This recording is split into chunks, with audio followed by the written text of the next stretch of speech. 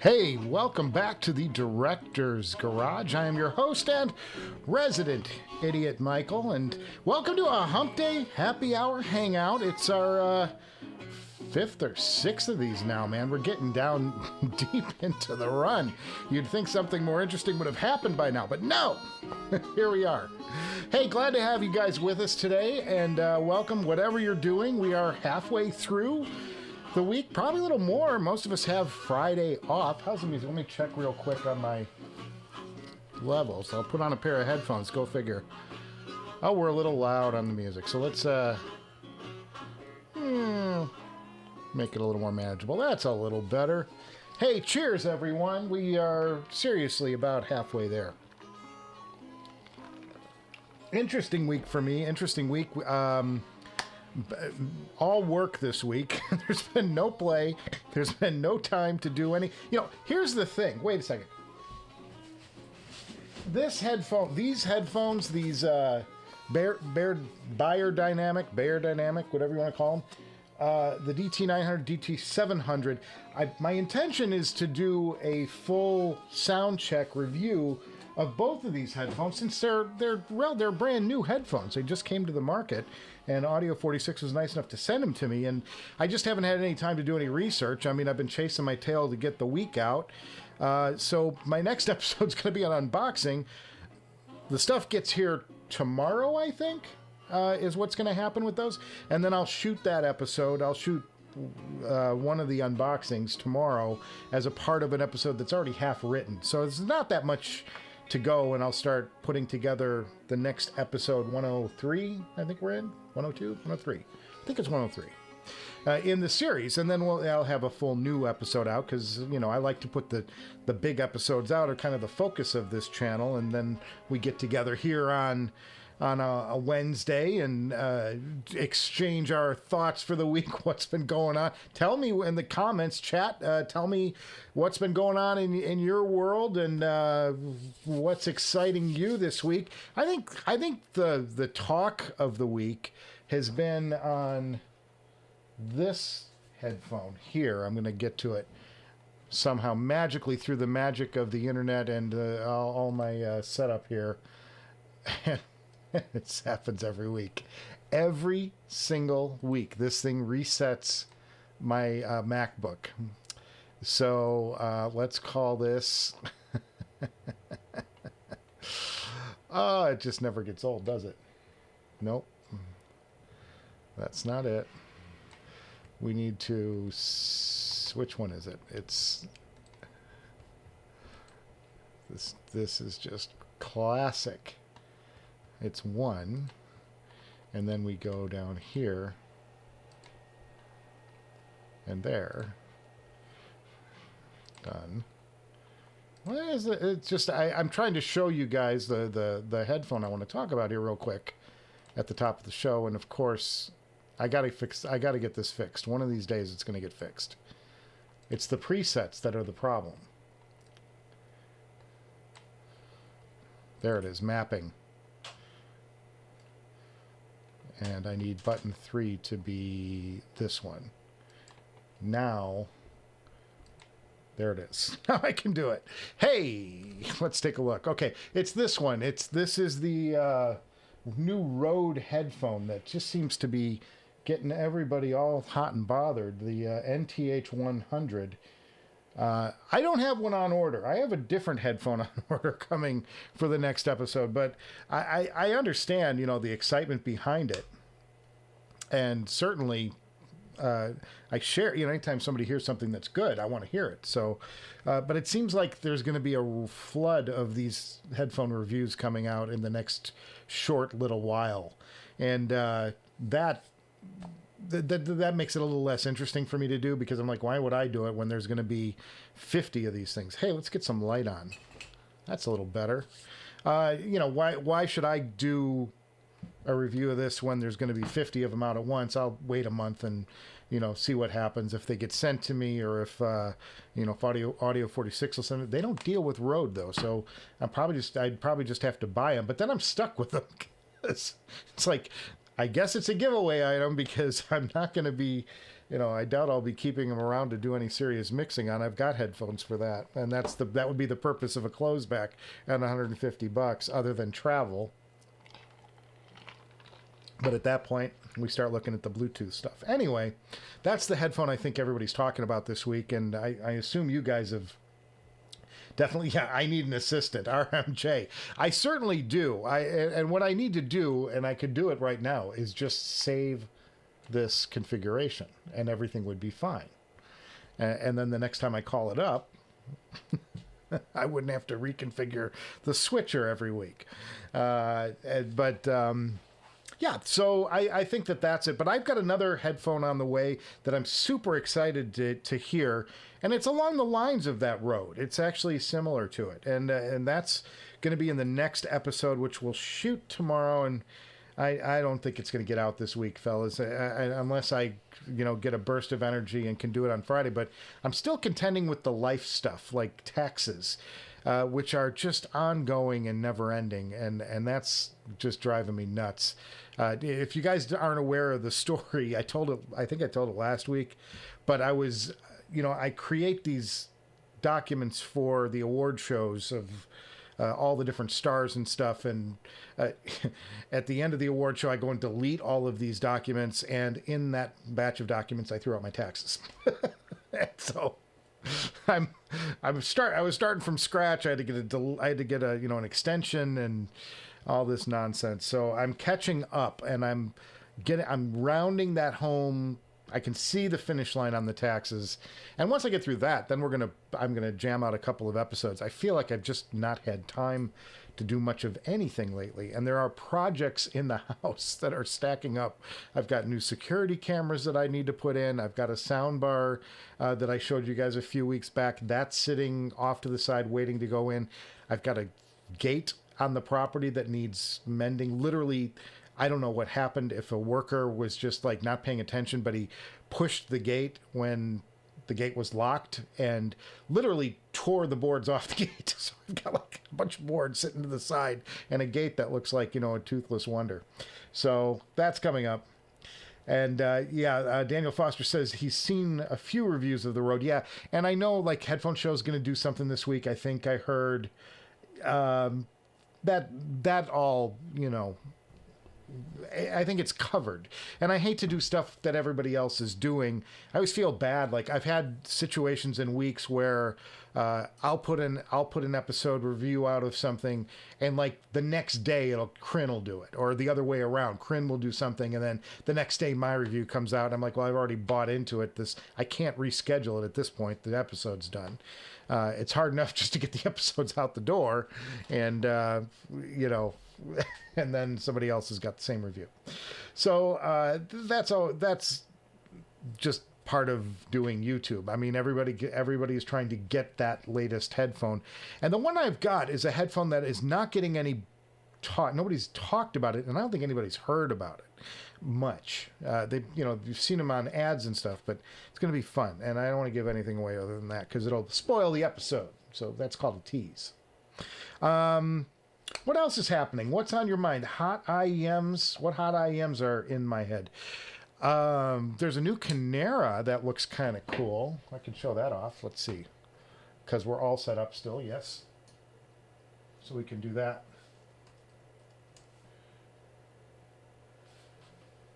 The Visioneer's Phoenix. But this is the one that's kind of got my eye.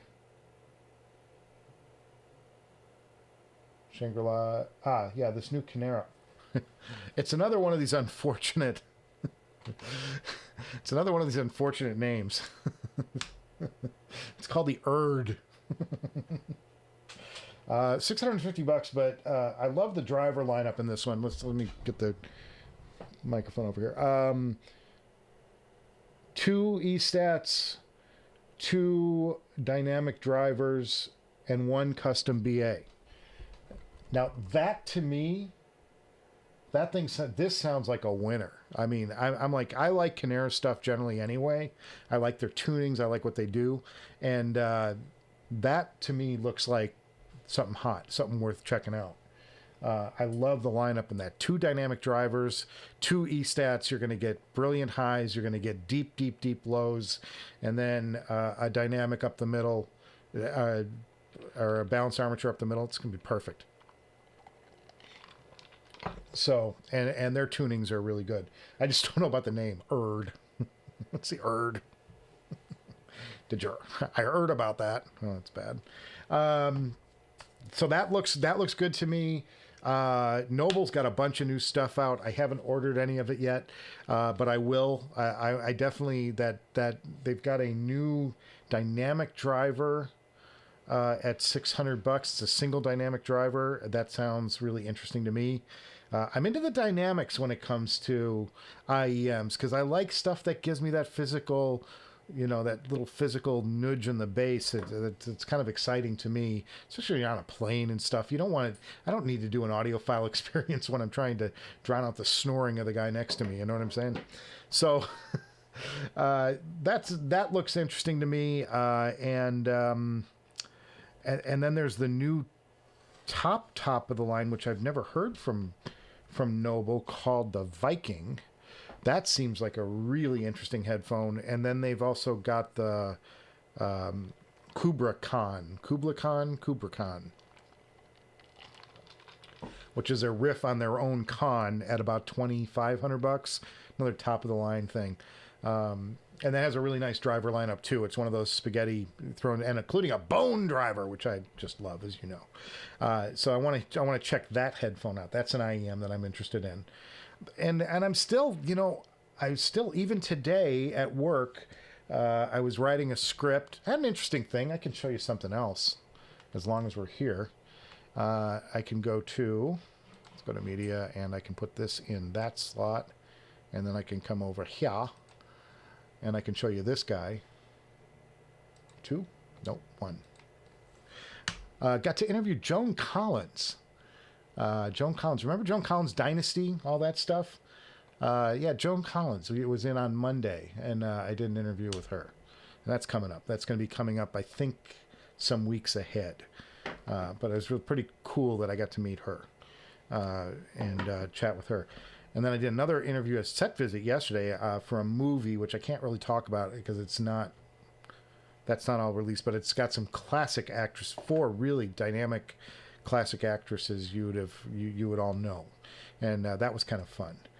So that's kind of neat. So that's kind of my week up till now. I had a lot of interviews this week, and today was Mayim Bialik. That'll be on tomorrow, that interview. And we're going to talk about, she's got a new movie that she directed. Not audio related, but we're here to talk about anything. Talk about beer, talk about, what are you guys drinking today? What else is on your mind? What's happening? Planar IEMs. Hi-Fi Boog. Yeah, if you're going to try one, try the Timeless. I think there's a little bit of a backlash going on right now against the Timeless. I've seen like everybody's rushing into the Timeless, and now there's like the cool kids are like, those are just I don't know about those. But I'm like, hey, they sound great. And I did a thing on them in the last episode because I had these headphones out, which are the Eternals, 7 Hertz Eternals. I showed you this in the last episode, and I did some A/Bing between this and the Timeless, and the Timeless just trounced them sonically anyway. Hard to drive the Timeless, but boy oh boy, fantastic IEMs, and a joy, absolute joy to listen to.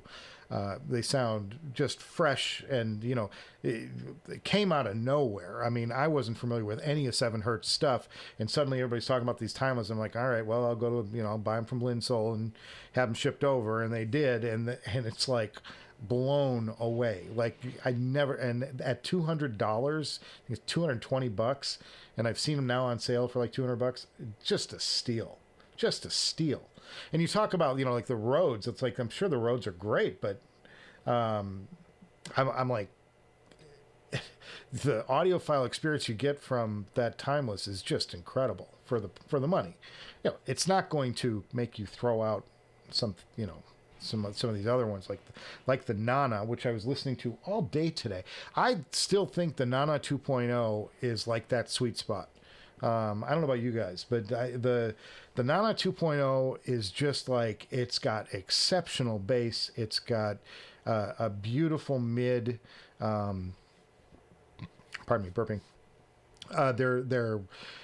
They're fast up top. I mean, it's like, it's everything you would want in an IEM, and in a package at $900. I'm like, I don't know where Kinera is going to go from the Nanna 2.0, but I'm going to be in line for whatever it is, because what they're doing now at 900 is amazing. I haven't heard the Monarch 2. Let's show you that one. Hold, please. Get to look at my bald spot. Thieaudio.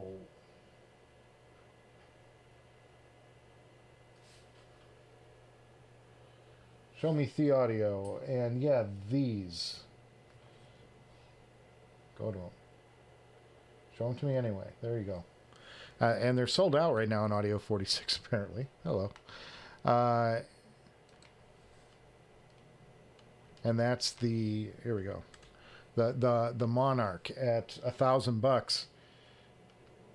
But my problem with these are they look like somebody vomited on the ear plate. I mean, they just look. I don't know if remember what the other ones look like, the old ones.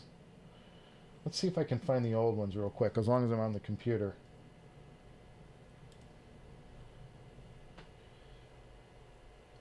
They look like this. This is the old ones. Look how nice these looked. Look at how it's kind of got this seashell thingy over here. See where the pointer is, or it's got like this seashell thing, and then there's like an ocean, and then it's also in like butterfly colors. There was just something really cool about that, and now yeah, it's this. It just looks to me like somebody vomited on them. So yeah, there you go. Background music's gone. What?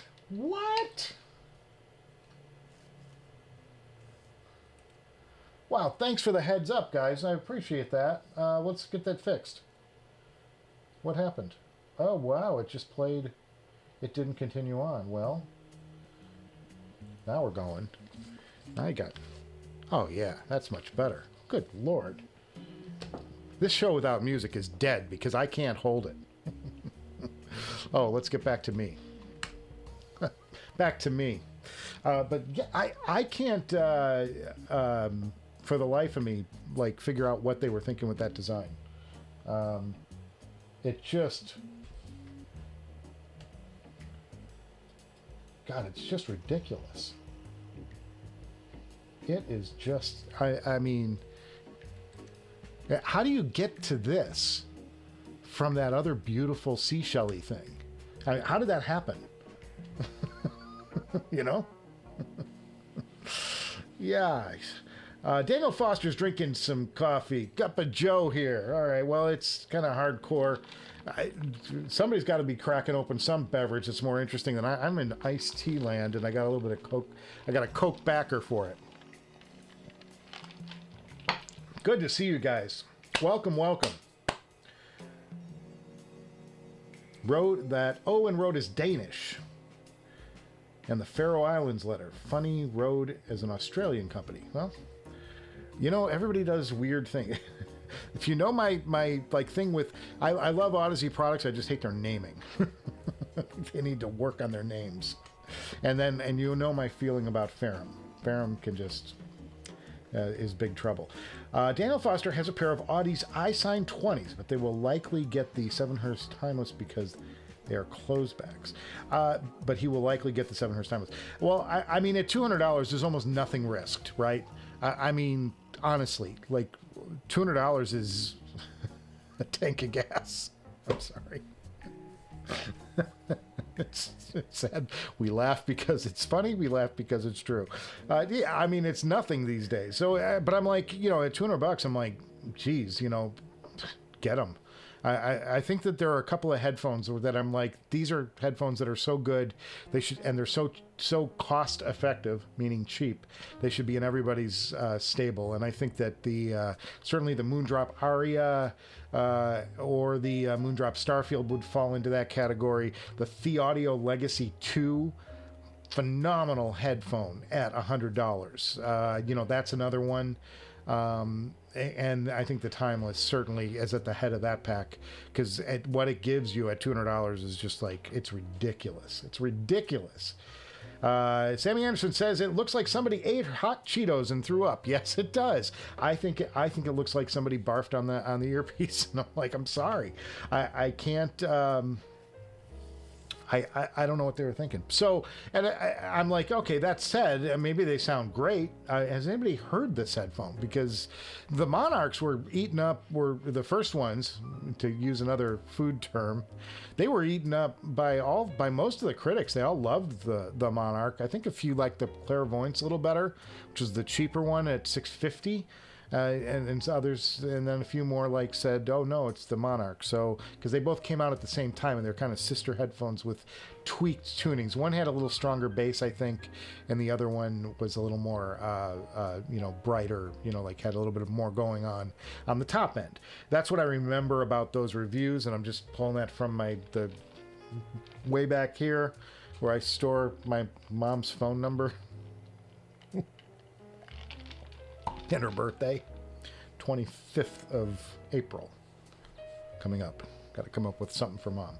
And it's a short week this week. So I just realized that we're only going to go till Thursday this week, and then everybody's got Friday off. So happy Easter and all that if you celebrate. But I'm just happy to have an extra day off this week. I can use it to catch up and get these taxes done so I can get back to making regularly scheduled episodes. What else is happening in your guys' worlds? Have you heard anything good lately? I've heard 2 new albums that just have really impressed me. I'm going to talk about them in the next episode a bit. The first one is the new Jack White album. I just think that album, and I'm going to look it up real quick because I can't remember the name of it off the top of my head. And that would be on Elusive Disc, I'm sure. I can find it. We'll just look up Jack White. Jack White, The Fear of the Dawn. I was checking that out on Tidal. I listened to it a couple times. It's like metal meets, remember that industrial sound from the 1980s? It was like that industrial music, and it was like Ministry, and it has this just sort of this metallic feel to the drums, and they called it the industrial house sound. Some of it was dance music, but this is more like metal or hard rock meets industrial. It's like it's right in that pocket, and really impressive album. I'm totally thrilled with that one. And the other one would be, what was the other one I was listening to? The other one I forgot. It was a brand new album, just came out. I'll never forget it. It's on Tidal. Is my Tidal open? No, it's not. It's a nice soft album. Whatever it was. Let's look it up. Rune to the rescue. Let's hope it doesn't jack up my audio. Let me know if the audio disappears, fellas. Because Rune's about to enter the picture, and it can sometimes take over. You guys have any problems with that? Sometimes Rune just it's like, I am in control now of your audio system, and I'll select a zone. Well, all right. Oh, I was listening to Dylan the other night, Rough and Rowdy Ways. Man, what a great album that is. I wish I could play all this stuff for you guys. It's really I'm just not allowed because, you get the strikes on YouTube.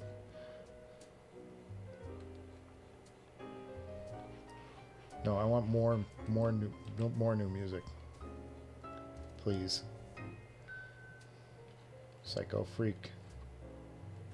Not Alicia Keys, although that's an album I want to check out too. Have you guys heard any of that? Man, that Dylan album though, was that good? Rough and Rowdy Ways. It's kind of a quieter album than I figured. Oh boy. What were the records that were released last week? I'm gonna get this, guys.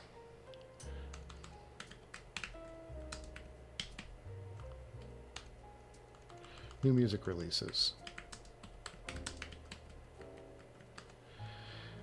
If you guys ever check out, I think it's New Music Express or All Music. Metacritic is another one. They have really good stuff by date. And I always am checking out that because they'll tell you each week what's coming out. And like if I look for something that looks really interesting to me, I'm going to find this artist. It was really good.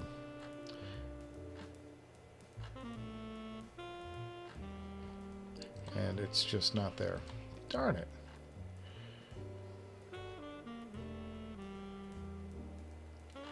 I listened to Wet Leg because I was, I'm always listening to the new stuff. You guys ever listen? I just go on sometimes and I just listen to whatever's new just to see if it's, if it's something that I would like. It was April 8th. Was it April 1st it came out? Oh, Red Hot Chili Peppers. Duh! Red Hot Chili Peppers. I was checking that. That album is... The thing I liked about that record is it sounds like it came right out of the 90s. And I'm like, they haven't evolved their sound one bit, and I think it's great. I think it's great that they're still... And the songs on the album all sound new. Like, they sound fresh and everything. But, man, they sound good. What else do we have here? We've got, going back to our little chat, Daniel Foster is doing spring cleaning of his lab, and his main thing this week. Oh, lab and studio. My main thing this week, I put a new graphics card in the Mac. I put a second graphics card in the Mac, trying to help it out with Resolve. I don't know if it's going to help or not. I haven't cut an episode yet since I put it in, but that was kind of an ordeal, just getting everything to talk to each other, because I didn't buy one of the... there's a 6900 XT Radeon card. If it means anything to anybody. And there's a W6900, which is the Apple branded, like the Apple blessed version of it. It's $6,000 for a graphics card. $6,000. So I just was like, no, I'm not going to do that. So I found on StockX.com a graphics card. I'm not a paid thing. Get nothing from StockX. I just happened telling you where I found it. A bare bones, like a isolated 6900 XT that is not Apple blessed, which has it's fine. It works great. It just has a hard time talking to the computer right away. You got to kind of fiddle with it a little bit. So I kind of did that this week. That was the only thing I did, like, and that wasn't even for fun. It was just to try and make the computer go a little better, playing back frames. Black Acid Soul by Lady Blackbird is a cool album. Okay, I'm going to check that out. Everybody take notes on these because, you guys have good tastes too. So I want to see what you guys are listening to. It gives me things to check out. Agnes Obel. I've been hearing Mother Melancholia by Soleil a lot lately. Good one. Death. Hey. Hi, Death.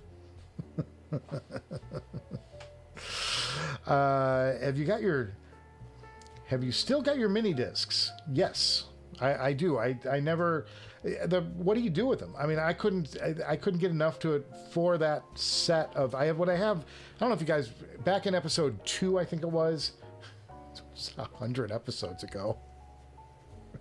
You guys are still at least listening, at least tuning in to find out what I'm being an idiot about this week. I appreciate it. Yeah, the mini discs, I did a whole thing on like different formats and stuff, and mini discs was one of the many tributaries of my audio journey I've taken. And there will be a new audio tributary coming. It's a tease. In soon, like relatively soon, maybe a couple months. I'm just waiting for the work to get done and have the thing back here. But I'm thrilled I'm going to be showing off some new stuff. But mini discs, I have like a player, an old portable player, and I had like a little stereo unit player at home, and I loved mini discs until I realized how bad the compression was on them. Yeah, Laguna Kid always checks titles, new releases. Yeah, I do that all the time. What I try to do though is, because Tidal can kind of like, the Tidal for whatever reason pushes hip hop on me, and I'm not. It's not like I'm not a fan of hip hop. It's not my go-to genre. I have to be in the mood for hip hop to go to hip hop, and that's just because I'm old, really old. Cheers, fellas. Here's to the old people. So I've got to be in the mood to go to, but it always pushes hip hop on me on these new releases weeks, and I'm like, I want to see the interesting stuff. I want to see the stuff that's way off the beaten path, or this old band that I've loved for a long time, like when Tears for Fears released that great album a couple months ago. Like, that's what's interesting to me. I want to see those guys coming back and seeing what they've come up with, and they won't let me see that record until I go like do a deep dive on Tidal. Then it'll finally come up. Anyone have an idea what the new Chord product will be in a couple of weeks' time? It's meant to be high end. I don't know. I haven't heard anything. And this is from Anthony Berryman, and I know there was a little teaser thing put out there. I don't know if they said it was going to be like at the very high end. It's not like, I don't know of any I haven't heard of any plans to like usurp the Dave. Yeah, that's I don't know what to expect from that. We're not due for another TT, and the most logical thing would be like an accompanying amp for the Hugo 2, or I wonder if they did something with the M scaler, like if there's a new M scaler or a smaller M scaler to like go with, say, the Hugo 2. That would be interesting, wouldn't it? Or a streamer. Maybe there's a high-end streamer coming from Chord. And that would be another logical thing. Like you could get like this streaming box that would integrate perfectly with their stack back here, or with even more with the Dave. Like a Dave-like thing for streaming. Andrew Lynch from Ireland. Cheers! You got to get that dark beer. You got to be doing the stout. It's a Stout Wednesday. 6K Jesus. I don't know about 6K. What I get a kick out of watching Robert Fripp and his wife Toya's channel, and the impromptu they do. I don't know about Robert Fripp. I haven't watched any Robert Fripp. I don't get a lot of time on YouTube. I have some stuff that's always playing in the background. Like if I'm gonna be working or something, sometimes it's nice to just have something happening in the background. So there are a couple of game streams that I'll just put on. I'm not a gamer, but there's something soothing about, like, especially if somebody does like a big city build or something. Sometimes I'll just put that on in the background, and the guys will, and every now and then I'll just look over and like, oh, here's a river going in, and so it's like paint. It's like watching somebody paint or something. It's like Bob Ross. It's a modern day Bob Ross is what it is. If anybody gets the Bob Ross reference, you're great in my book. Balthazar, Sand is a good album. I have not heard it, but I'll check it out. Amar, thank you. Adnan Ferozi, I got to get that right. Do you use TWS? Why am I blanking on TWS?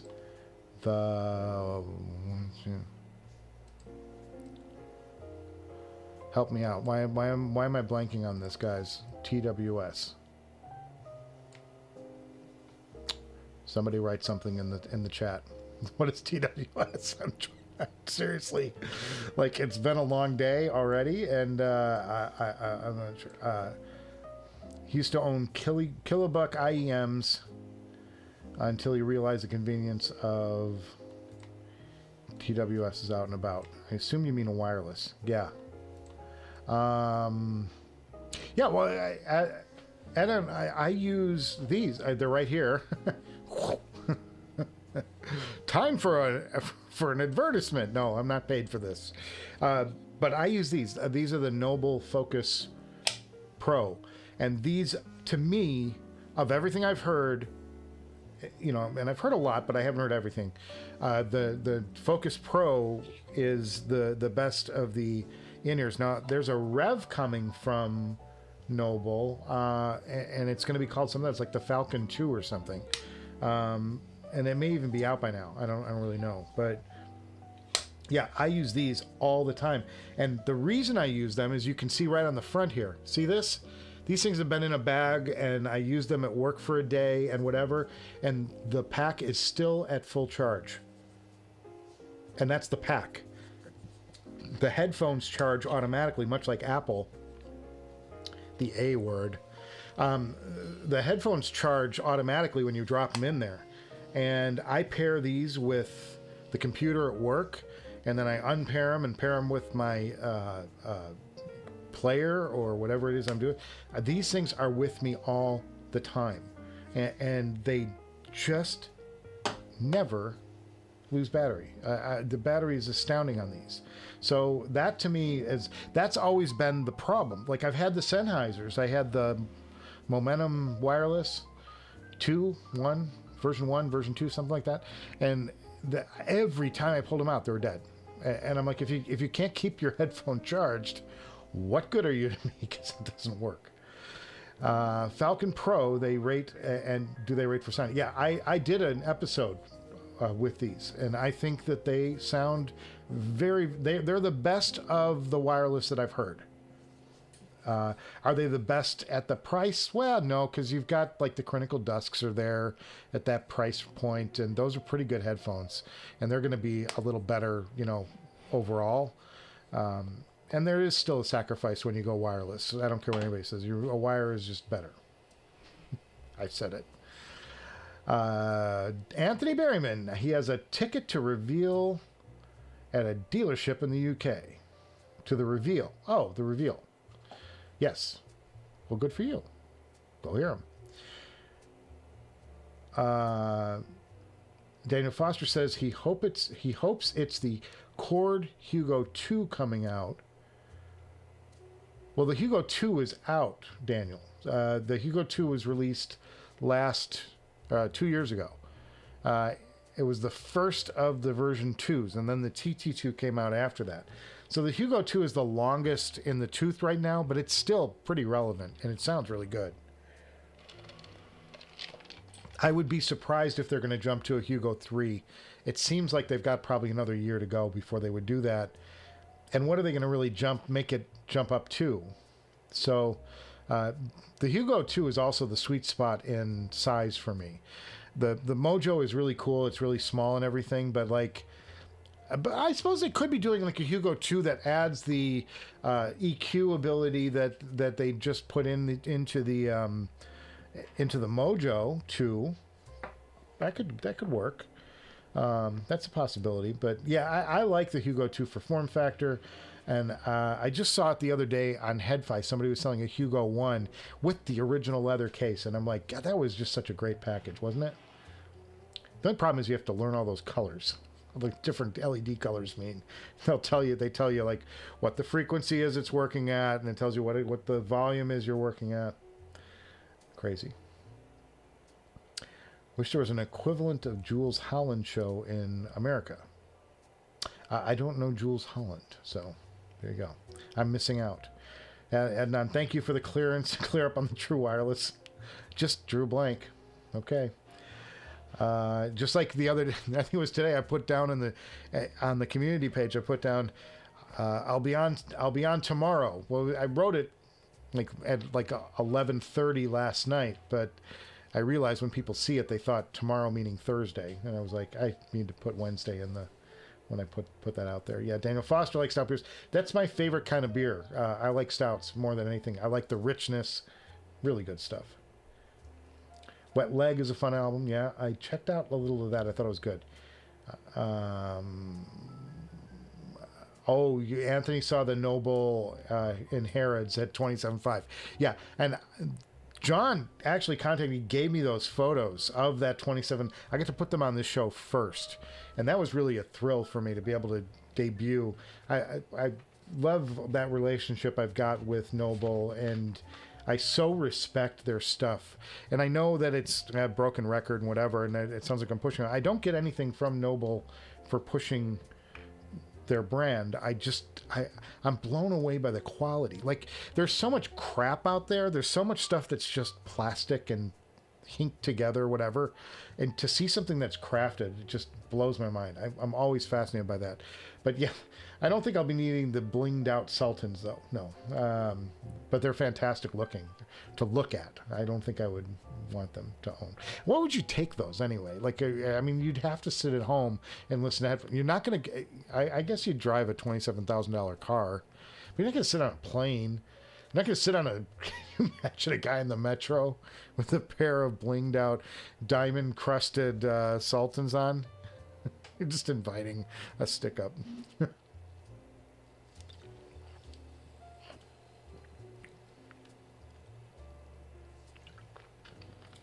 Station playlist on his computer. Andrew Lynch says he uses station playlist on his computer, and sometimes he uses Zara Radio. I use Rune. I still use Rune, and I have it paired with Tidal. And I know everybody's gone over to Qobuz, and I'm sure it's good. I'm sure it's great. I don't have time to mess. I don't get the opportunity to really mess with things and really change. There's got to be a compelling reason for me to leave. And I know everybody says MQA bad. We've had this talk on the show before, but I'm like, okay, they lied to us and it doesn't do exactly what they say. It's not 100% lossless, and everybody got all pissed off about it and very upset and up in arms, and I get it, and they should be like taken out to the woodshed and whipped. It still sounds good. Like, there's nobody was listening to these masters before they knew that it was truly, and gone, I think it's dropping 3 bits per whatever. Like, no, like, it sounded good before, it sounds good now. They just were fibbing about what MQA could do. So I'm like, it sounds good to me, and I'm like, fine. I'm like, I may try out Qobuz down the road, but I need to have a compelling reason and opportunity to set it all up and go through the hassle. I'm not willing to go through the hassle. It's just too much. There's too much to do and too much like to. I still have subscriptions on my Apple TV that I can't get rid of. You know what I mean?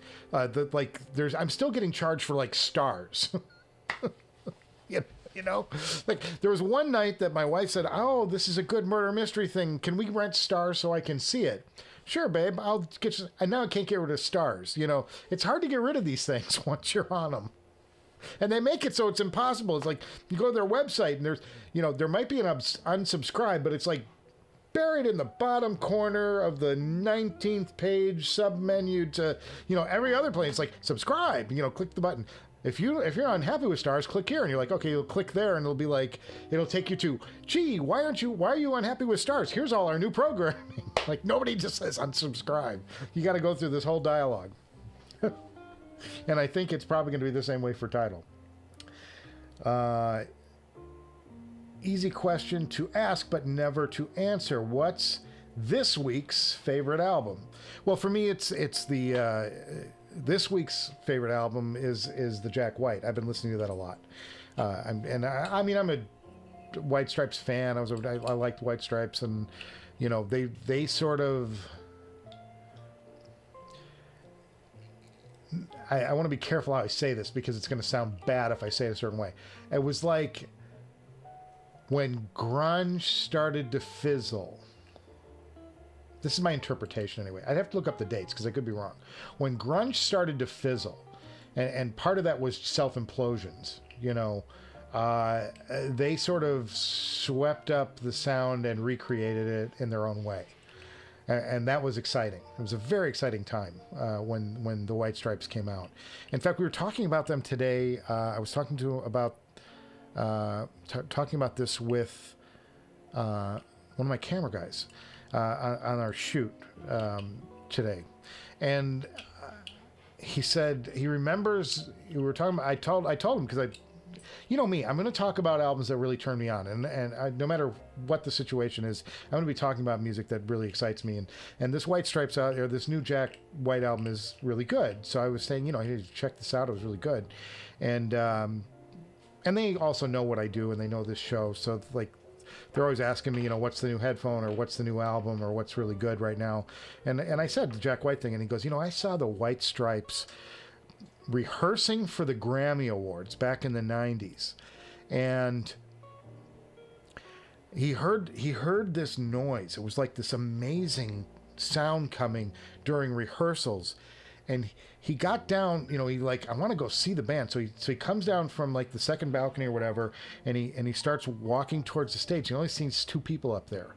And he's like, no, there's got to be more people. And he's like, he walked up and he didn't realize it really was only 2 people playing. So that's a good White Stripes. You know, that's how good they were when they first came out. Nobody believed what they were able to do with 2 instruments. Fantastic. RMJ doesn't understand Rune. He uses Apple Music and CDs. What am I missing? Well, there's a couple things about Rune that's attractive. The first is you can switch DACs on the fly. Like you can even, if you're testing DACs, if you're testing 2 digital audio converters, DAC, you know, the DAC things. Some of you guys know this. I mean, if you're not familiar with hi-fi, please don't be afraid to ask any question here. I'm a stupid person. I do stupid things, and there are no stupid questions. There's only stupid people. No, I don't know. That went south, but you know what I mean. You always ask questions. There's no shame in that. I get things wrong, and I've been corrected by people all the time because I pull stuff out of my memory, and like this is how I remember it working, and then they'll go, no, you got it all wrong, dude, and then I'll look at it and I'll go, oh yeah, I guess I was all wrong. That's full shit. But Rune will let you set up multiple systems off of the same computer, so you can have DAC 1 right here, up here. I've got a Chord Hugo TT1 and a Chord Hugo TT2, and I can send different streams to each DAC off of the same computer, which is really interesting because you can have a zone in your house playing something, and you can have, you know, and then you can set up nodes around the house. I don't do this because I'm too, like, I live in this room. I never leave, but you can set up different zones, and you can buy like a Rune zone pickup thing, and you can stream to a zone something off of your catalog through Rune.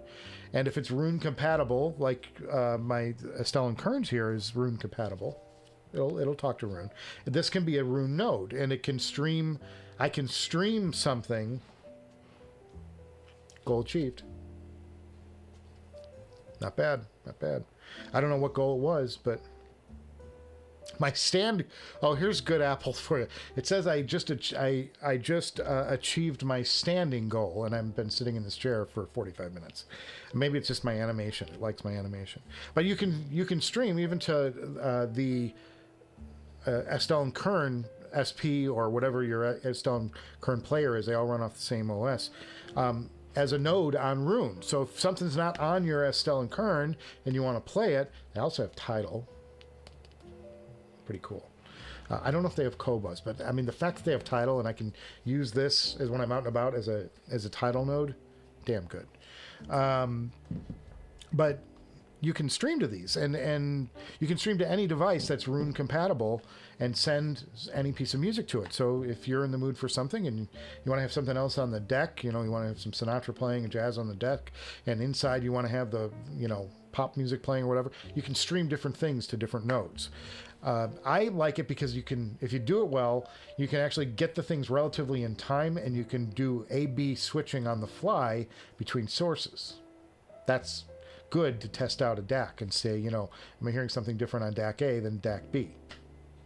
The answer is usually no, because I think our ears are pretty good sensitive. All right, catching up in the chat now.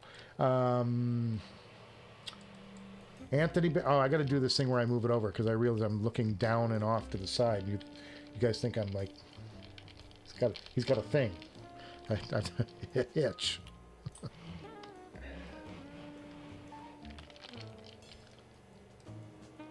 Catching up in the chat. I was at the new Chord product will be in their Ultima range. Okay, so would that be in their in the Dave range? Is that Ultima for them? I don't know that I've seen. You know, obviously there's the Hugo range, and then there's the, I don't know. I don't get how they break up their products. RMJ moved to from Tidal to Apple Music. I don't know. I don't have a problem with that. I mean, my problem is more like getting my music into Apple, because I have all FLAC stuff, and Apple Music doesn't play, or didn't, at least for a long time. I don't know. Maybe they've changed it. You couldn't play FLAC through Apple Music, and that's a problem, because I want the, you know, the really good files playing. That's interesting to me. For what I do and when I listen to something. Andrew Lynch says, get Christy Moore live at the Point. Oh, Christy Moore live at the Point. Great album. Let's do it on YouTube. Yeah, I use YouTube all the time for music. Just check it out. What I really like about YouTube is the concerts. You know, you can find, and they don't always have accompanying video, and that's not always a bad thing, but you can find some really obscure, cool concerts. I found like a Cars concert, you know, like you find some really neat concerts that were recorded years ago, probably for radio, and they get lost because, you know, radio show goes off the air. Nobody's hardly, you know, there's no place to re-air that stuff. There was a great U2 thing they did back in like 91 or 92. It was called Zoo Radio. And I still have this on cassette. That's how old I am. I have a cassette of it. I recorded it off of the air, but it was like they strung together their album, but they played it with live performances, but they strung together with like all of these audio effects and fake commercials and fun stuff that they were doing with that Zoo tour that was so brilliant and so visionary. And it was really cool. Like that was like one of the best concerts, and I had it for a lot of years. I may even have digitized it at one point. I have to go see if I still have it, but that was really cool. That was a really cool concert, and like that's something you'll find on YouTube. Like you'll find, like if you like Google Zoo TV or something, you might find that concert or that program that they recorded, and that's worth it because it's really good quality, because it's all been digitized now, and you're not going through the airwaves and what the compressors that radio stations did back in the day.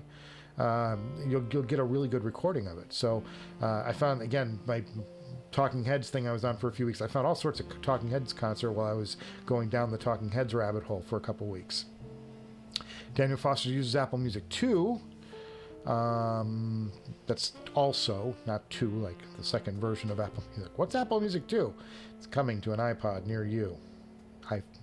Be on iPhone 17. Uses Apple Music 2. Eventually I will be doing Tidal Rune. He does like Bandcamp. Okay. Michael, have you tried Avitone Planar? No, I have not tried the Avitone Planar. That's from Daniel Foster also. Salted Peanut, thank you for my great work. Cheers. Salted Peanut. Everybody raise a glass to Salted Peanut. Cheers to you, my friend. Happy Wednesday. You're still in Wednesday if it's DKK.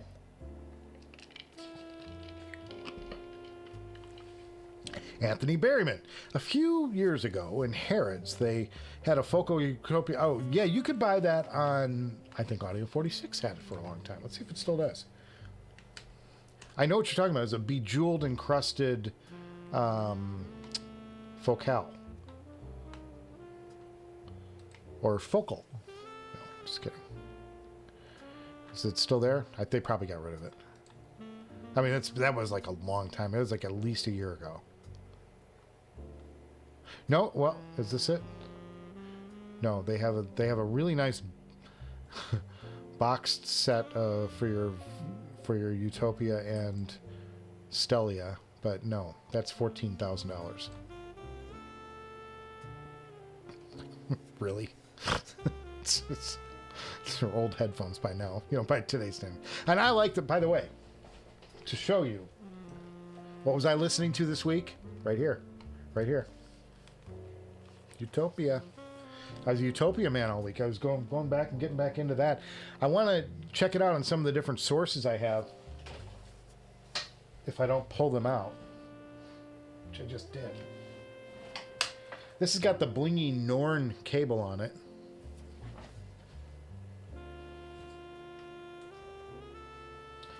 Terminated in Pentacon. But yeah, I watch... I was listening to the Utopia all week. It's kind of cool. JTB, welcome from New York. Ever hear the Doge 7 DAC? Nope. I only have a couple DACs. So hey, Jarol. Staying with Spotify, praying for the day they remember to release Spotify Hi-Fi. I'm going to confess something. I still use, get ready to gasp, Pandora. Pandora, I do. I use it because what I do is when I'm working on the house and I'm out on like the roof and I've got to sweep the roof, I put Pandora, I put my Louis Armstrong playlist on the Pandora app, and I play it over the little speaker here, and I've got music outside while I'm cleaning the roof of the house. So I still use Pandora. It's got a commercial every now and then. Who cares? Like, what am I doing? I'm sweeping. I'm usually doing work on the house. Rest in peace, Gilbert Gottfried. Yeah, Gilbert. Oh, man. What a great guy. What a great guy. Funny. A little annoying, but funny. Really funny stuff. Daniel Foster recently bought a Hibi R3 Pro DAP and found a dual case for that and the Mojo. Okay. It's cool that the R3 Pro and the Mojo are the same size stacked. Oh, so it's a mobile setup. Very cool. We like little hacks like that, Daniel. Thank you. Matthew Hilty says, do you have any experience with Rune issues? They seem to be ignoring your emails. Most of the time when I've had a Rune issue, a reinstall solved it. I can't think of anything. Deezer for the win. Yeah. I have not checked out Deezer. Yeah, and like I said, there's all these things are out there, and I'm sure they're great. And there's probably a case that one is slightly better than the other, or one is. But I'm like, Tidal has the artists that I want to look for. They seem to always have whatever's new is there, and they have. It sounds really good, and I just don't have I don't the energy to switch. Someday I'll try them all. But Deezer, I've heard good things. Yeah. Daniel Foster likes that bebop tune, salted peanuts.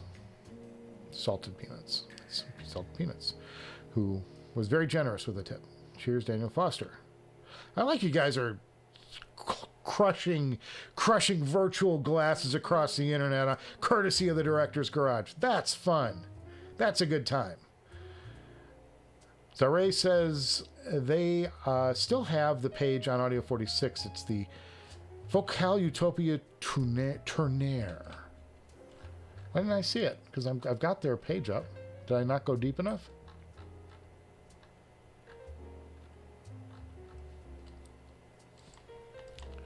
I'm going to look this up. So if I can find it, that would be cool.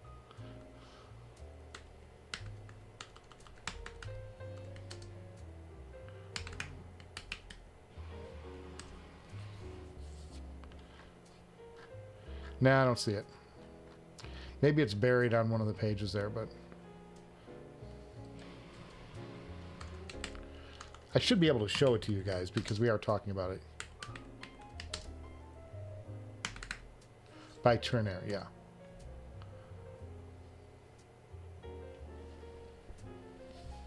Let's do that. I'll show it to you guys. Vocal Utopia.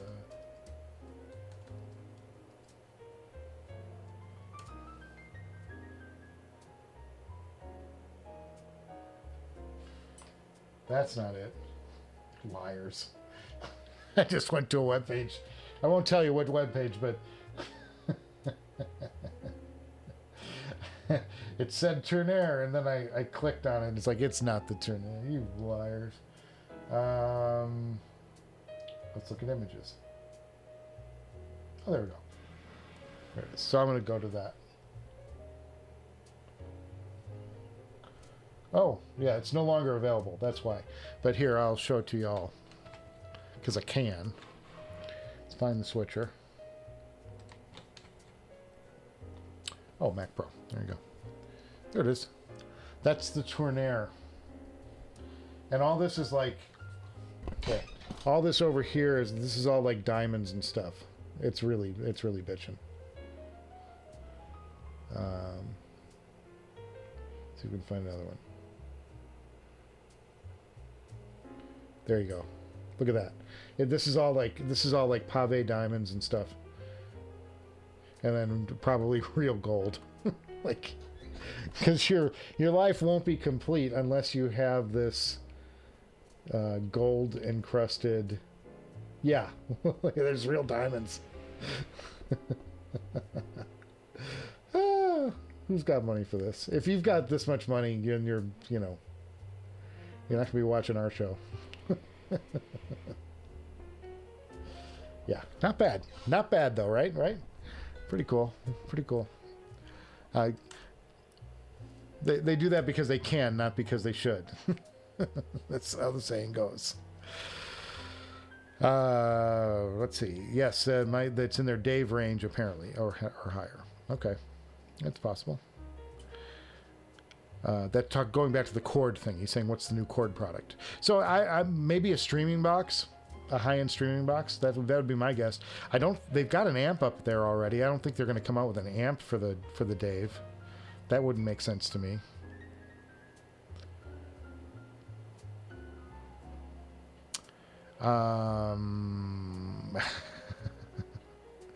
Zev likes Pandora from his JBL boombox. You know, there's something to be said for a good old boombox. And I still have some of those Bluetooth speakers, those Ultimate Ears speakers. They're really good. They're fun. The boom. And the boom boom.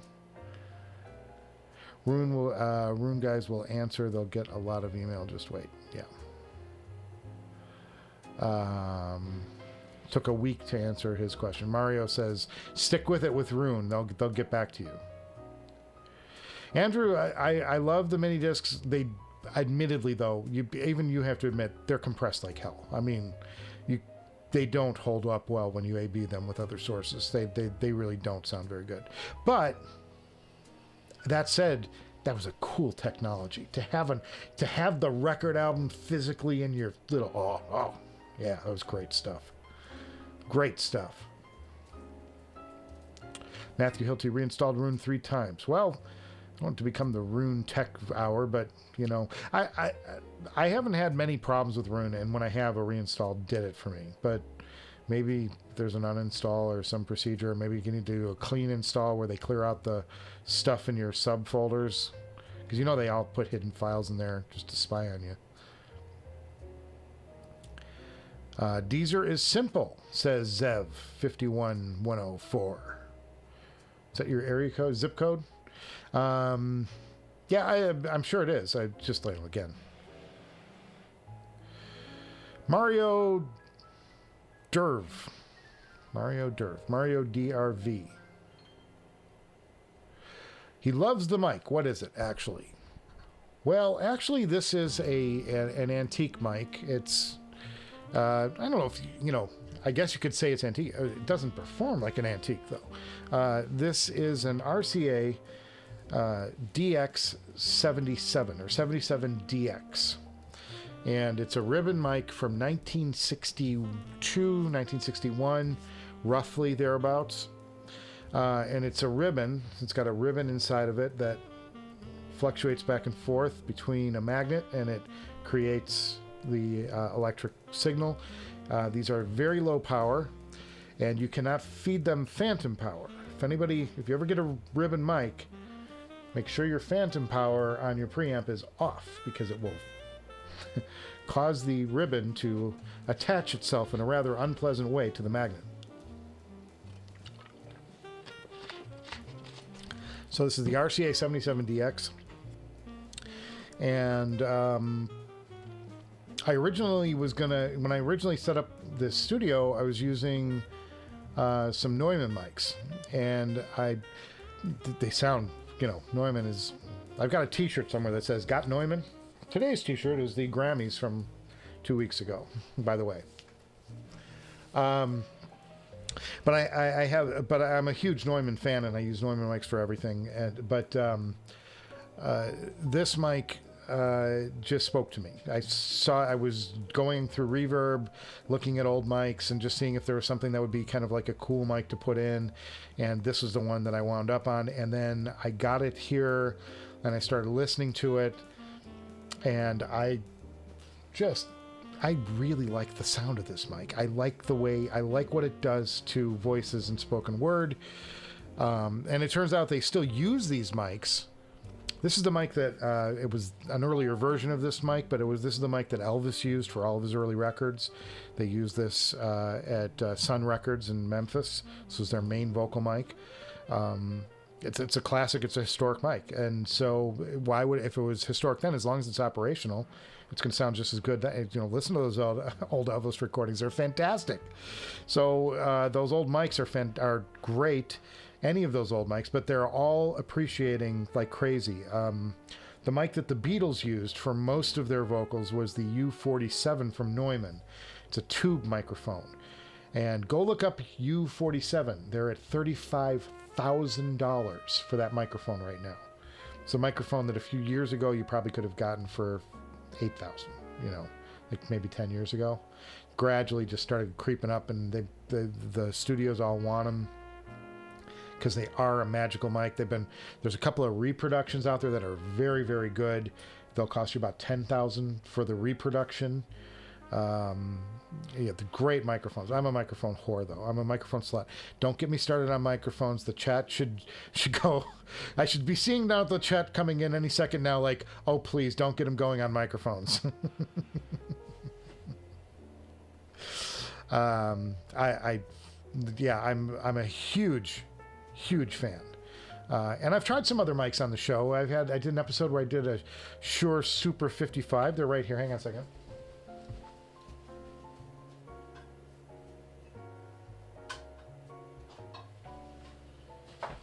Because it's not a live Director's Garage show if I don't go off camera for some reason or another. This is a Shure Super 55. It sounds like hell. This is a condenser microphone, not a ribbon. Looks like a ribbon. You'd think it would be a ribbon. It's not. And it sounds really tinny to me. Now, maybe it's just a bad example and there's a better version of it, but I bought this one and it is in just beautiful condition. It sounds like hell. It sounds like tin. This microphone I used on an episode not too long ago. It was one of the giveaways. I'm starting to think about doing another giveaway, by the way. There might be another giveaway coming up.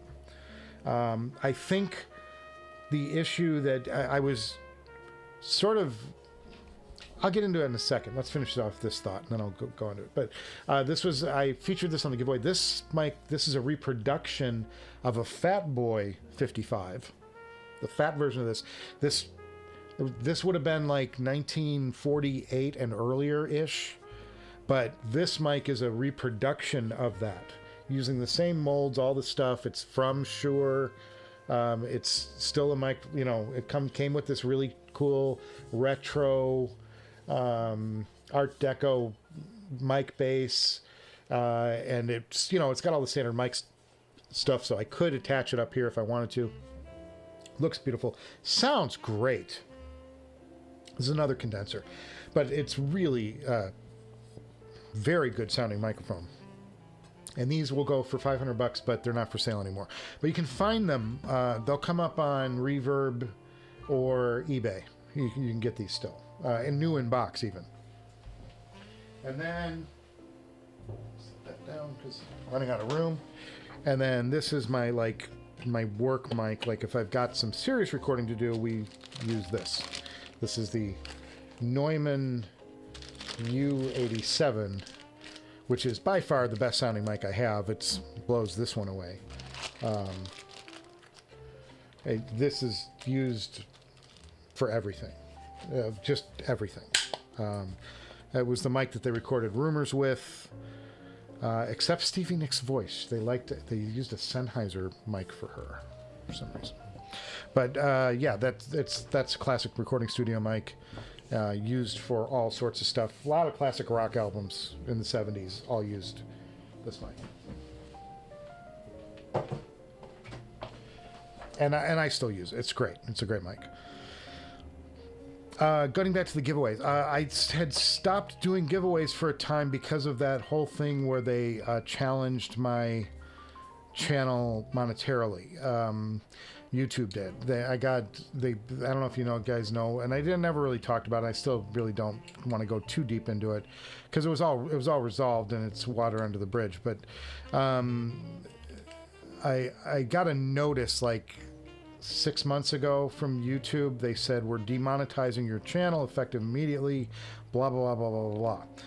And so I had to do they said you can respond a number of ways.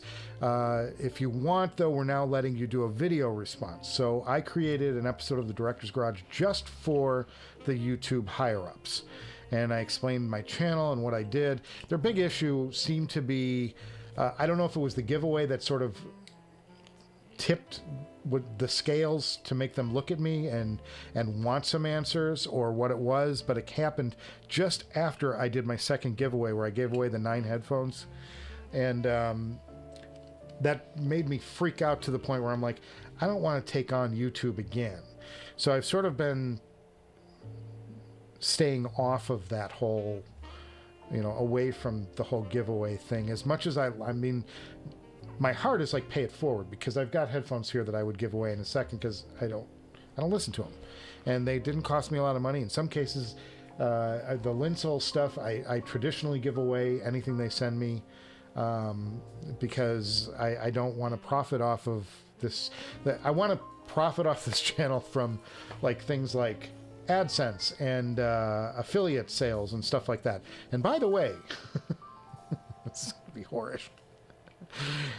Click the links in the comment below the video.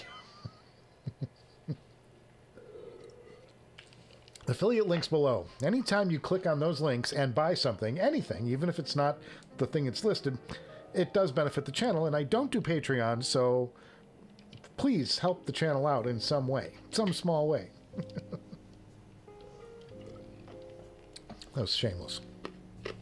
And Audio 46, you have a coupon code, Director's Garage, all one word. Put that coupon code in. Most of the items that Audio 46 carries, you'll get a 5% discount just by using Director's Garage code word. It is our way of saying thank you to you guys. And that was my public service announcement. No, but I think the issue, going back on track, I think the issue with the giveaway is you can't appear to have any payment come your way. And that's a carefully chosen word, and it's not even an accurate description, but you can't be benefiting in some way from the giveaway. And what that means is you can't have any way for somebody to pay to play or to enter in the giveaway. So in other words, if I go, all you have to do is subscribe to my channel and you're entered. I can't do that because that is it's basically, that is a pay for play presentation of the giveaway. It has to be free.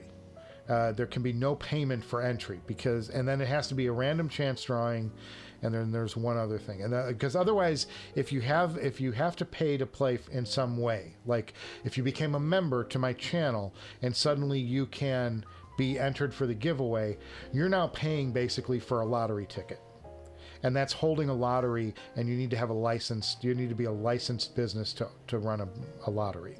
And the state can run the lottery, but you can't. A lottery is illegal, so it has to be a free thing. So I think I figured it out. I think the way I was doing it was fine, if I just say what I was having everybody do is just put your name down in the comments below the video, and then you could be entered for the giveaway, just because I wanted to make sure, you know, somebody actually wanted the item I was giving away. So yeah, that was that. So I think if I continue on the way I was doing it, I might do a giveaway in the near future, especially because we're closing in on 4,000 subscribers, 4,000 people. And I know that's like, you know, it's nothing compared to other people, but I'm like, to me, I'm like, I didn't think I'd get like 500 people to like subscribe to this channel. So I'm pretty excited that we are where we are. And I thank you guys for sticking with us as we do this, the weekly thing. And we're going to get back to regular, you know, polished episodes too before too long. Like they'll be coming more frequently once I get through this little rough patch of regular life.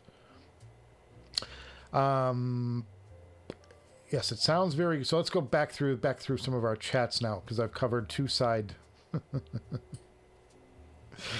That Utopia is Utopia. Yeah, I love the Utopia. I think it's a great headphone. It was my second highest rated and my last mega shootout.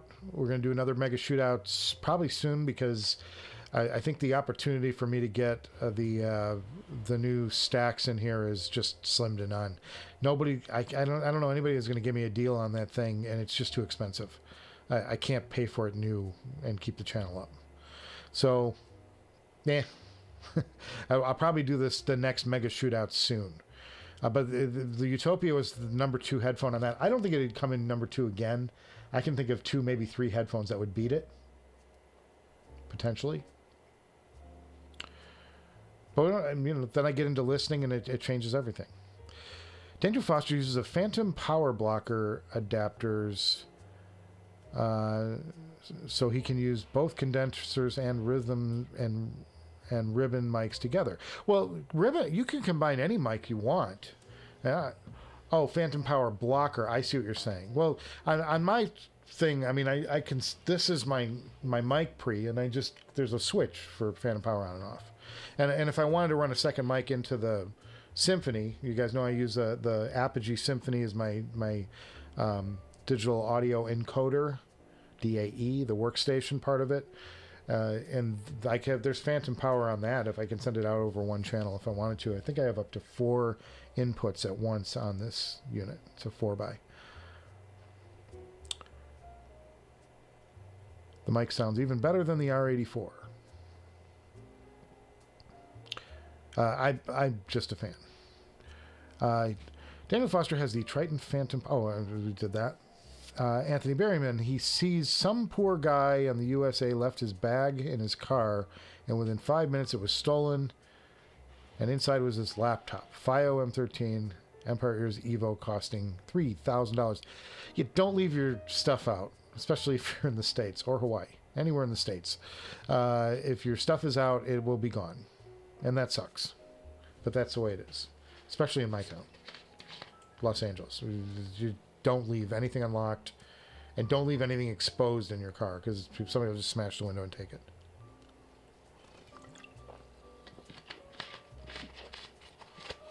High MD was a whole new level. I bowed out, Andrew, before High MD came in. It just wasn't, you know, I mean, there's other, now you can record digitally. It's like, it's moot. The RCA fits the feel and flair of my show greatly. Yes, because it's old. It definitely does, because it's older than me, not by a lot. The Repro Shure 55 II. Yeah, that's a great microphone. It sounds good. I think it sounds great. I think, you know, in that era, in that point, if you're looking for something that's got a retro vibe, that's the way to go. I think it's the best of the retro looking microphones. I don't think it sounds better than, say, the Shure SM7B.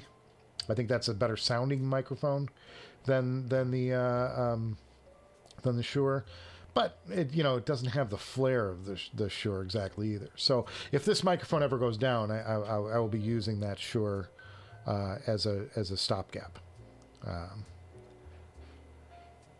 But if and this, I would like to, I don't know what the only thing is I don't know what the copyright issue is on this, if there is one. But I would take this shape, and I would love to do that as a Director's Garage sort of logo T-shirty kind of thing. If I could, I'd hire somebody maybe off of Fiverr that can design it. But I don't know if this might be a copywritten shape. And you'd have to pay to be able to use it. But I have all sorts of ideas for T-shirts that I think would be cool, and then you guys probably like them. I just don't know if I can do them legally.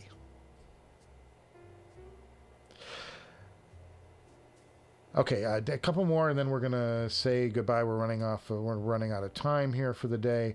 Anthony Berryman says you should do a video on your top 20 or 30 albums. That would be a good watch. Yeah, my biggest problem with the music stuff is they don't get a lot of views.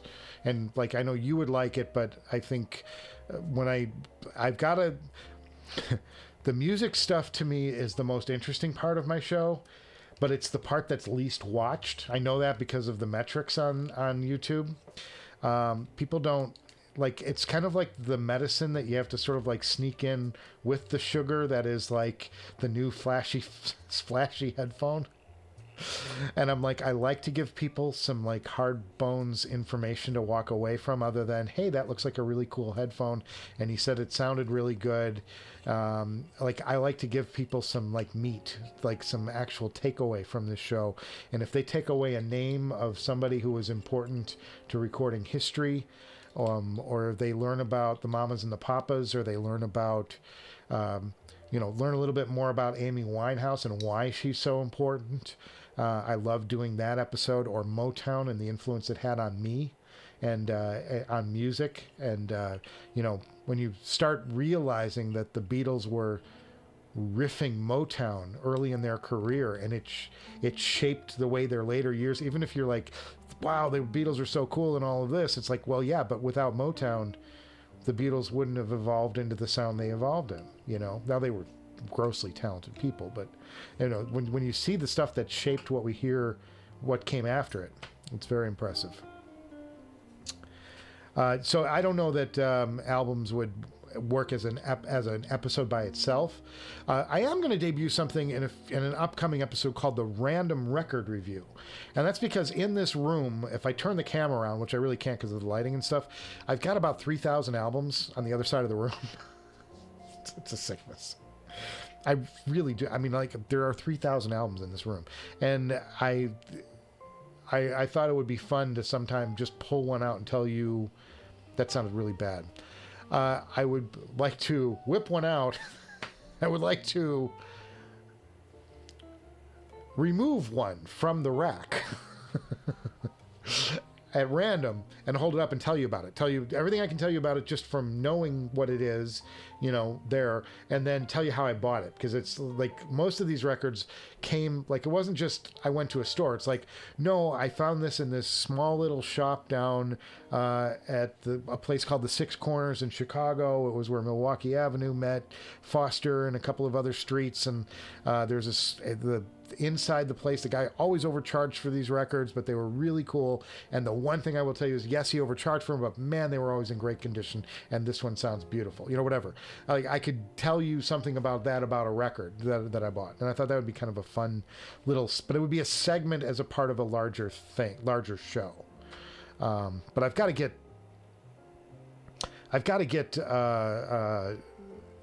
that stuff. Like, I've got to get the show more modularized, and I've got to get it so that I can get the show out in under 20 minutes every time. I still have a timing issue on this show. It's too long. Saltapino says he thinks the giveaway thingy was what got Crin's channel eradicated, sadly. I respectfully disagree with that, and I don't want to go further into it. It's Crin's issue, and let him talk about it. I respect Crin, by the way. I think he's really funny. And I've looked through his rankings. I don't agree with them, and I look at his graphs and stuff. They're a little boring. Graphs just don't interest me, as you know. I will not do graphs on this show. I'll show you something once in a while, but I will not sit there and analyze a graph. It's just like I don't want to. There are production sensibilities that I have that I won't do, and that's one of them. I think it's the most boring thing ever to put a graph up on screen. I would rather show you blingy, beautiful pictures of headphones that neither you nor I will ever afford before I like bore you with a graph. Like you can look it up on your own. You have all this stuff at your fingertips. Why should I waste valuable airtime going over something that's that dreadful to discuss? Utopia on a DNA Stellaris. I was checking out the magic pairing for the Utopia for me is a tube. I love the way a tube sounds with the Utopia. So that's always a big fan. I'm a fan of that, and I use it on WA5LE. And I was trying them out on the Ferrum stack. I thought they were good. I didn't think they didn't like open up and give me a new layer or anything to the Utopia being there. I think it's better off with a tube myself. Matthew Oldesy says, last couple guys, and then we're going to go. Somebody will eventually buy the stacks and let you borrow it. Well, that might be. Loaner program, nobody's loaning out the stacks right now. One of the reviewers was it? I can't remember. It's the guy that I really like, Azir. Somebody who contacted me once, and he's got a channel now, and he's doing stuff. But he actually was in Singapore, and he got somebody from Stacks to bring it over there. Well, that's about the only way you're going to get one, because they don't have like a stock of them at Audio 46 sitting in they can't just lend them out. So, and maybe they'll do a world tour or something, but Stacks hasn't named a plan like that. And the whole loaner thing, I just buy the headphone and use it. I'm waiting for a good one to come up used, is what I'm waiting for. Hi, Mrs. Director just walked in, everybody. We're live across America. Hello, everybody. We're live across the world. Who are we kidding? There's somebody there. There's somebody watching from Ireland drinking stout beer. Thank you for supporting my husband from Ireland. Woohoo! Andrew Lynch is good here and enjoying a good channel. Well, we try. We try for adequate. If I can get to adequate, yeah. Mrs. Director did the haircut. That was the other thing I did this week. Mrs. Director did my haircut. Okay. Last few very strange loads of giveaways. Zeos.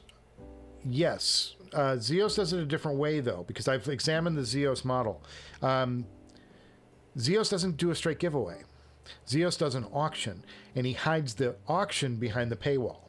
So you have to become a member. Well, it's a Patreon, and that will give you access to be able to bid. And because there's an exchange of money for goods, it's not a lottery. Very smart what Zeos is doing. And I could do that myself, but I have to set up a Patreon or a membership or something, and that in itself.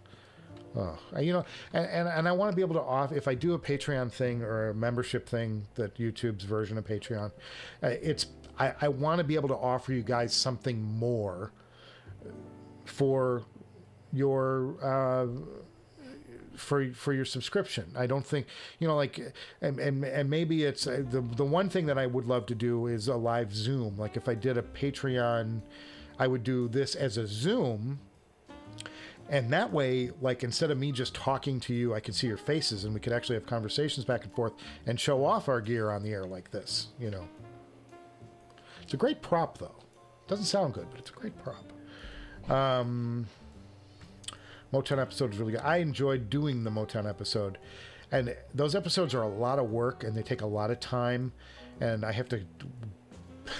The hard part is finding something that won't get me busted to use as visual coverage. I can't use any of the music. The music is just going to get you wiped out right away. Someday, if we're making enough money on the show, what I would love to do is be able to license the music. Now, how a lot of these other shows get away with it, like you'll see like the school... Is it the School of Rock? It's not the School of Rock. It's that guy who does all this, like... he'll take you back and play and break down a song and talk about why this song was so great. And it's not Rick Beato. It's a kind of a nerdy guy. He's kind of fun though, and I watch his show every now and then. But they get away with it because they don't play more than 10 seconds, and they can just play like a little 2 or 3 second snippet, and it won't trip the algorithm. That's cheating, and it's dangerous because you can trip the algorithm if it catches it quick enough. But usually you need to get to that 10-second mark. It's not worth it. And it's not worth playing that game. But I would love to do an episode where I can actually afford to go to the artist and say, hey, I'm doing this thing. It's just on YouTube. If I gave you, but this would be in a theoretical world where I actually made money on the show. Which is so not. I'm doing the taxes on the show, and it's like the ratio. I've made this much money, and I spent this much. This show is underwater in a major way, folks. I just enjoy doing it, so I'm doing it for now, and I'm hoping that the audience eventually grows. But I would love to get to a point where I can go, yeah, I'll pay you $1,000 if you'll let me use this music, and I can tell this story in the way I want to tell it, and go to Motown and license a bunch of their songs, so I could redo that episode with real Motown music. That would be so cool. But the show's I got to have 1 million subscribers before I can do that. So subscribe, everybody. If you're not subscribed, you need to start subscribing so I can offer that content to you. Oh, my wife is going to her dance class. She dances in the park with a bunch of her friends. And I can't blame her. I would be dancing too if I could go to a park. But I can't. Will you be getting the new ZMF to review? Maybe. Don't know. We'll see. They're not touring yet, and as far as I know, they're not touring yet. And even Andrew said on Saturday if they did offer him one, he'd feel a little bit guilty taking it before anybody who actually paid for the headphone would get it. And I see that point, and I actually respect that point. I don't like doing anything where, look, I don't mind paying for anything. I don't mind buying anything if I can make it work in my head. I just can't make that $6,000, anything at the $6,000. I mean, it was to get the Utopia or to get the Susvara in here, I had to find a deal, and I had to wait and lose 15 Susvaras before I got one that came in at the price that I wanted to pay. And you got to be willing to do that. And there's just not enough of them out there. Bobby James Faison just got the Clear MG. I hear that's a great headphone. I haven't heard the Clear magnesium with the magnesium housing. Silver cable Utopia pad running Woo 8 Eclipse. I'm done. If that does it for you and then that's working for you, cheers. Everybody raise a glass to Bobby James. Because most of us are stupid and we're going to keep looking for that next level.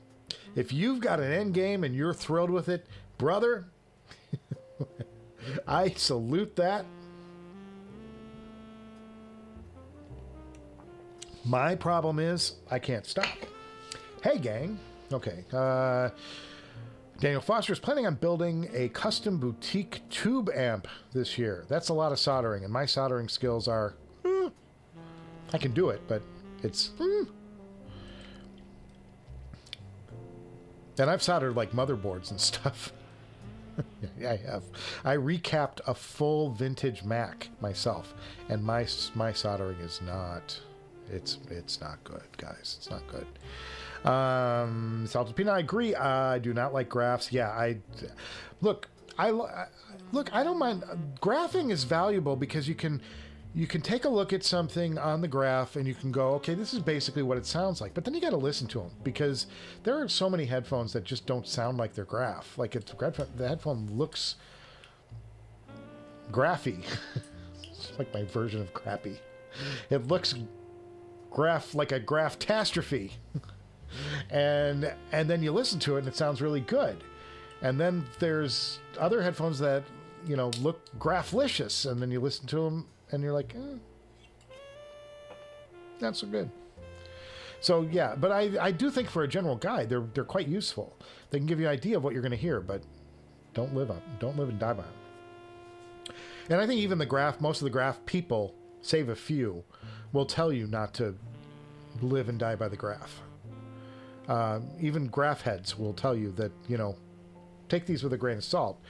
Yes, there is a science behind it, and it's the best thing we can get towards measuring something, but they're not, God. You can't look at that and go, that's God. Very few will tell you that. But the other thing is realize that you're getting marketed graphs, and that's the kind of part that makes me go, makes me want to put on some kind of rash balm, some tiger balm to keep the rash away. Yeah, it's because it's icky that somebody's making money to get you to go and look at their graph. I'm like, I don't know. I can think of better things to do.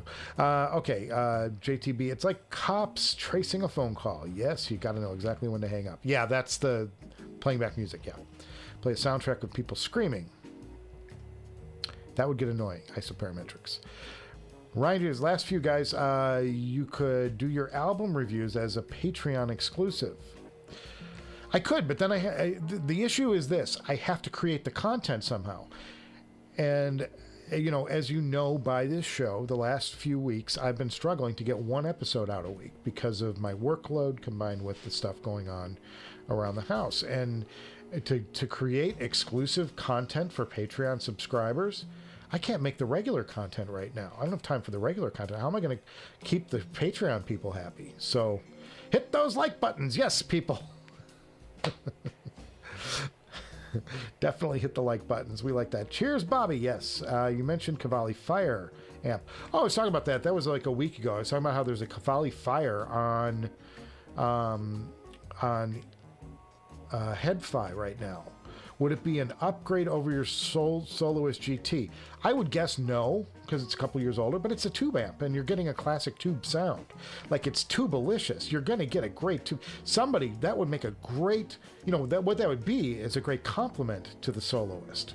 Like, if you're looking for a clean tube, gorgeous, Cavalli, great designer. It was his first tube amp he ever did. For those of you who don't know, and I'll show you this because I do feel bad anytime I start going down a rat hole and I don't bring everybody along.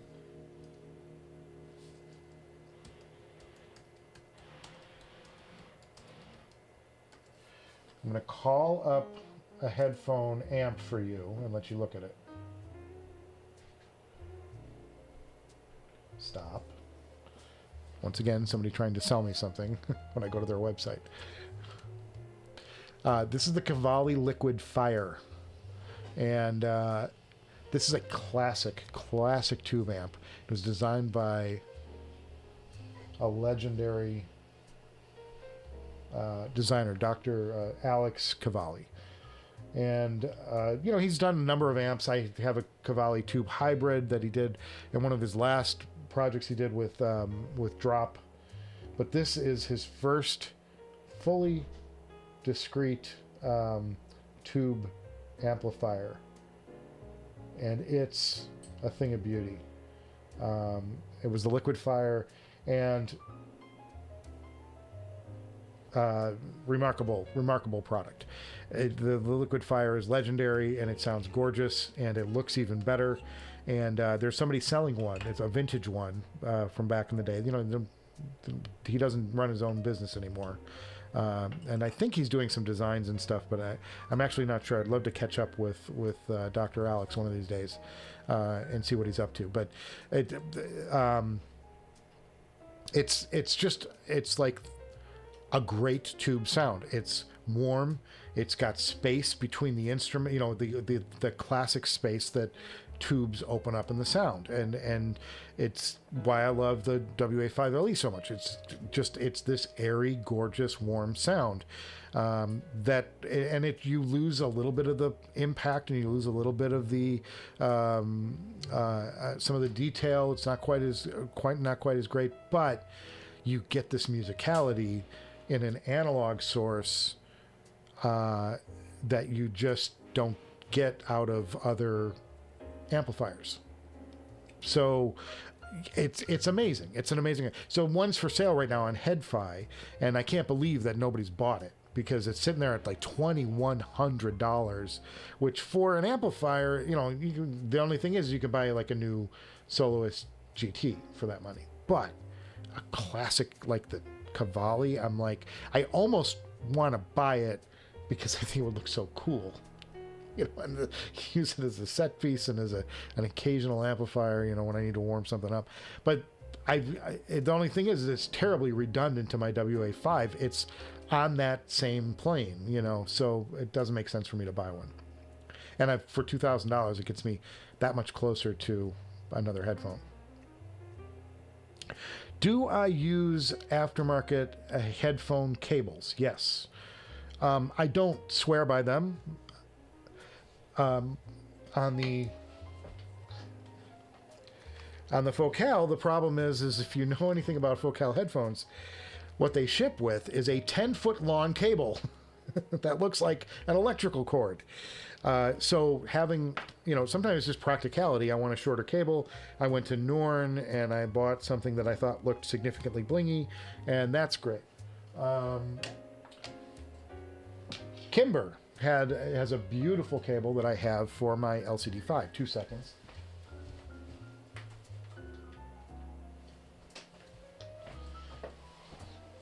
This is like a $2,500, $3,000 headphone cable.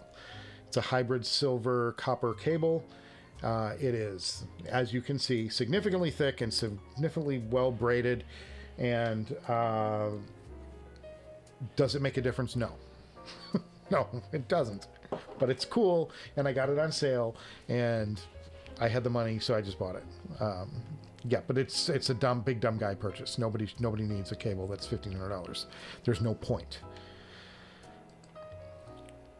But it's cool. And I'm an idiot. Okay, last couple, then I gotta go.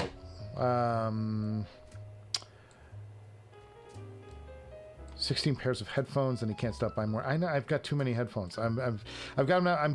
What I need to do is I need to finally shoot the next Mega Shootout. Mega Shootout 2.0, and then I'll start selling these off again because I've got too much product right now in inventory. First Can Jam, ISO Parametrics is able to sit down and listen to the Go Fire. I've heard it before. It's fantastic. I thought it was a great sounding headphone, or great sounding amp. My opinion. Vocals with the 20-foot cable is under around. It's great for that.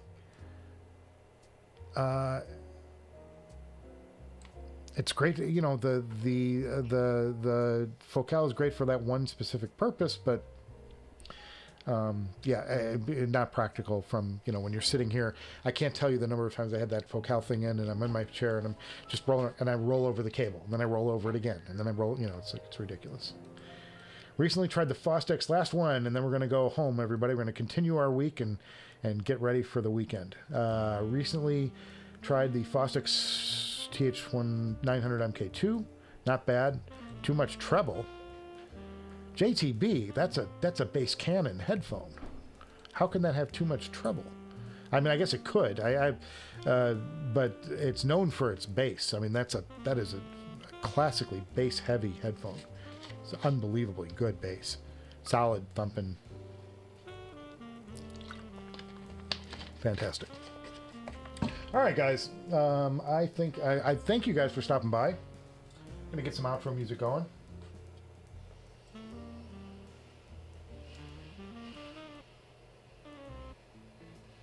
There we go. Got the outro music going. I do want to thank everybody for stopping by today. I always like this hangout. This is a fun thing for me to do. I hope it's fun for you guys to take part of it. And we just, from what we do, and you know, you've seen the other headphone live streams and this and that, this ain't all that serious. And I don't want it to ever be that serious. I want this is going to be our just blow off some steam for a couple hours. Come in and bitch about anything you want anytime. You'll never get shut down by me as long as it's not mean and, you know, derogatory or something like that.